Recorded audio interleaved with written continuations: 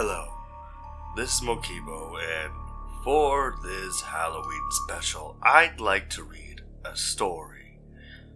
One of those quote-unquote scary stories, but this one I know is true.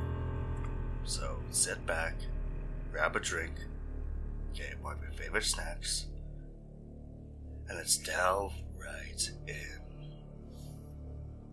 This was years ago. I'm a 23-year-old male, and this was during my second last year of high school in 2014. I am not the most attractive person, nor am I some sort of alpha male, but I occasionally get the girl once in a while. This was a different experience for me, as the girl in this story actually asked me out first. We will call her Sam. She was a couple years younger than me, and while that should have red flags rearing, I didn't pay much attention to them. She was skinny, blonde girl, who was your typical preppy or cheerleader, and I was your cynical average guy. We hung out a lot before we started dating, and I always noticed how she was staring at me throughout everyone in our friend group. I didn't really notice until we met eyes. She smiled at me, in which she admitted she liked me. It started out as a good relationship, even with a bit of an age gap. With her cliche high school romance, and the only downside was I didn't have a car, so we couldn't really go on dates much. One thing that I found uneasy was that her parents were divorced, but she often saw her biological dad more than her mother.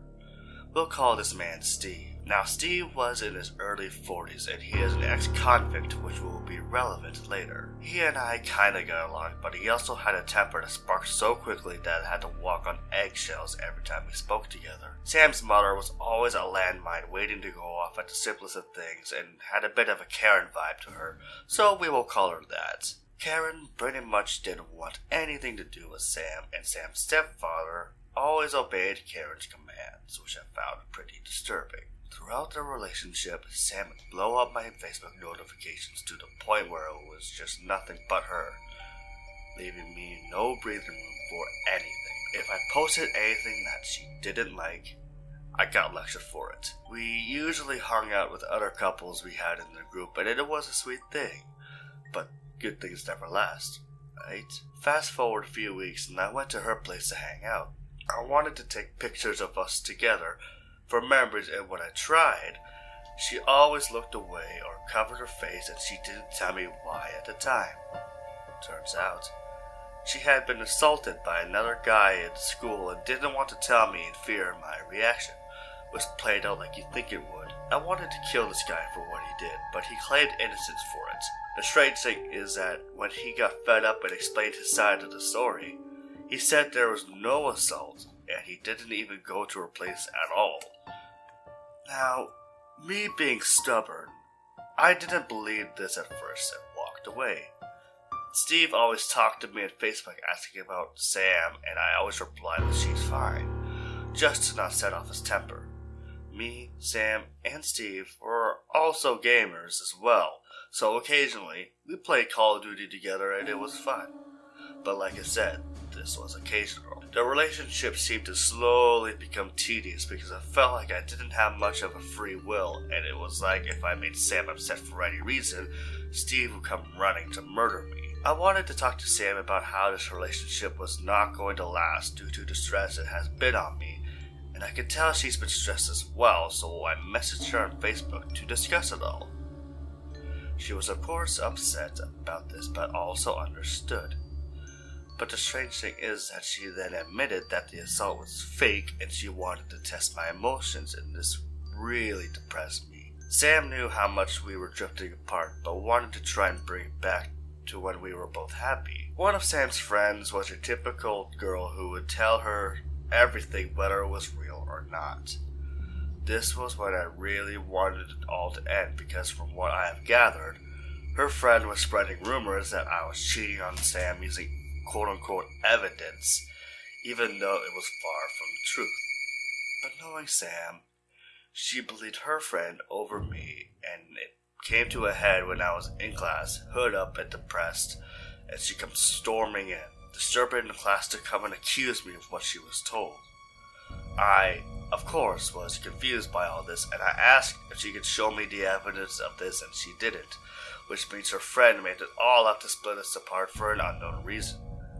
This, of course, reaches Steve, and during an event at school which had all the kids outside, me and Sam, even after all that has happened, we were cuddling in a hallway. Steve then arrives at the school, comes up to the floor we were on, and starts screaming at us both and threatened to kill me if I went near Sam again. He grabbed Sam by the arm and started walking away, in which Sam shoved Steve into the lockers because she wanted to try and recover a broken relationship. I was also upset because I wanted to make it all work, even with all that has happened. I didn't talk to Sam for a while, and I hung out with other friends to reconcile for my mental health. This is going to sound disturbing, but I used to self-harm, and this brought back that bad habit, and I saw Sam did the same thing from all the damages we faced. Self-harm is never the answer, and I wish I could have thought differently. Sam sees me hanging with other friends, comes storming up at me, screaming about my cuts, and said I was copying her. I replied with, I didn't copy you. I was under intense mental stress and couldn't turn anywhere. She calls it bullshit and walks away in anger, to which I started to cry. We officially broke off the relationship in April when we began dating on Valentine's Day. Ironic, right? Throughout the month, it quickly went from a happy relationship to a downfall with both parties suffering, but we are not done yet. Me and Sam occasionally got mildly sexual together when we were alone, but nothing like full-on intercourse. So when it all ended, she wanted to try and sting me with a false accusation of sexual assault. I was told that Karen wanted to place false charges on me because she didn't like me and Sam wanted to see me in more pain. The mental abuse I endured at the relationship was traumatizing. So much so that I believe it was when I truly felt my depression. With her constantly coming up to me to give me hell and such, something had to be done, and she told Steve that I was the one harassing her, which was false. He came up to my door and told my parents about the harassment and I should stay away from Sam. Meanwhile, I saw it all from the corner where he couldn't see me. After he was done, my parents already knew that he was not a good guy and that this is all false even to them. Afterwards, a cop came to my door because Steve had called the police to try and straighten me out.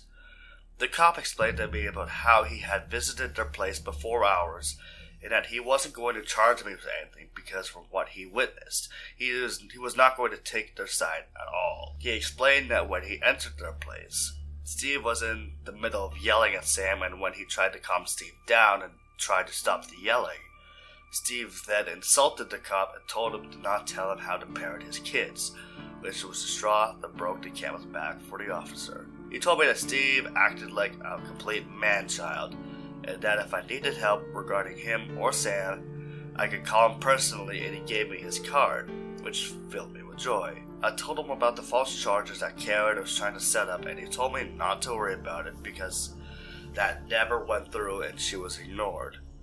So, to sum this all up, don't expect your high school relationship to last post-high school. Spot red flags early if you can. And the twist? I wrote this because this was a true experience for me. I went through hell back then. And if you were to ask me what was my most traumatizing experience in my life, this. That 1 month of dating was the worst I've ever been in. Even post-relationship, I was suffering pain. That's it. That's all I can say.